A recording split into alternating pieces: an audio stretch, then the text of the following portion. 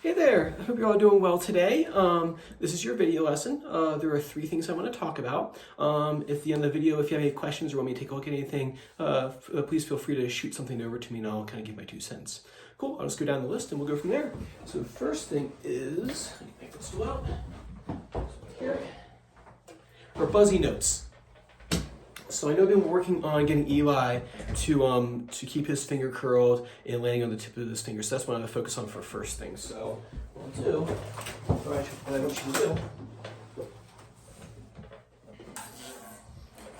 is practice is having him, so there's no dot on here obviously, but have him practice bringing his thumb up, putting the light on the ceiling, getting his moons up, and make sure that we don't crash them into the plant or the fretboard, and then see if he can get just lightly touch the I believe he has a purple dot on his guitar. Just lightly touch over top of the purple dot, but don't push down yet. Just practice bringing the hand up to the fretboard, thumb up on the back, and keeping keeping his tunnels up and landing that ring finger right on that string, but don't push down. Do that a bunch of times. Bring it up one more time. Curled, rounded ring finger. And if you need to, you can practice your dinosaur chomps too. If you need to, you need to practice those are always good. So bring that finger up, and then what you can do is have him slowly push down. So imagine one of my students, she pictures fairies flying around. So fairies are for him, I don't know, like a buzzy bee or a fly, I don't know, something like that. You guys can make something up. And that fly or bee can land on his finger and push his finger down just a little bit. And then go ahead and try playing that string again. And see if you get buzzy. Now, in my experience, when someone does this, it means that they're pushing too hard. Because if he pushes light, that's not gonna, it's like I can't have to force that to happen if I don't push too hard, right? If I can just let the finger flop around. But in my experience, when they push too hard, that's when it does this right here. So making sure we just have a light touch, we just touch that string real light.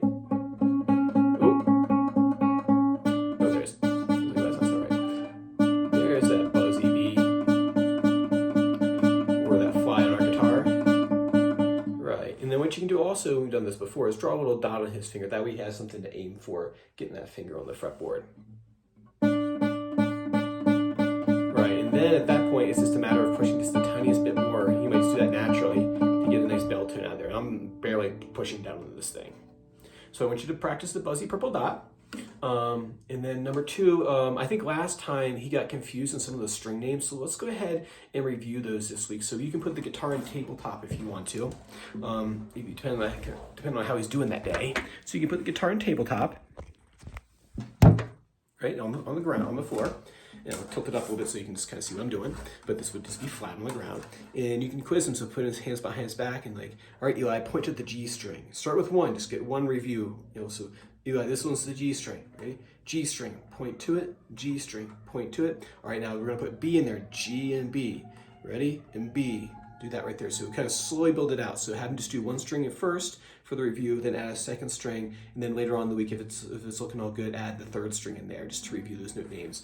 Then see if you can get him in his chair to do it. So you can do what I do, like have him like on the bed or something like that, and have him jump off and run over and see if he can play the note G, because I think he needs to run a little bit.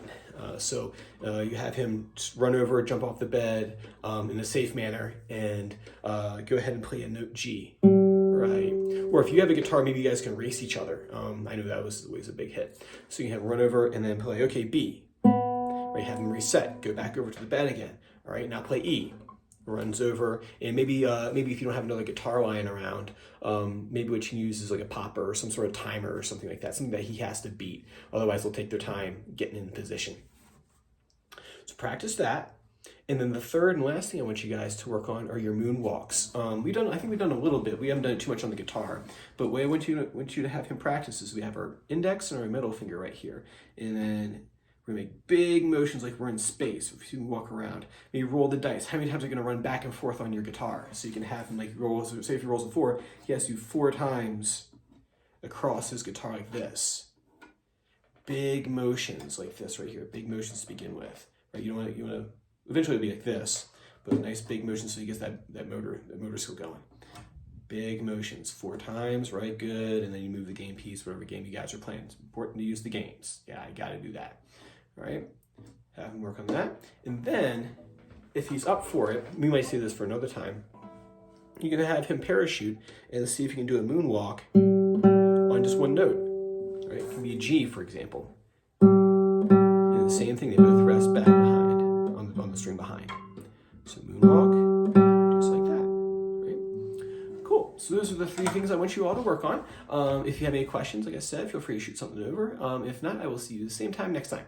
Take care.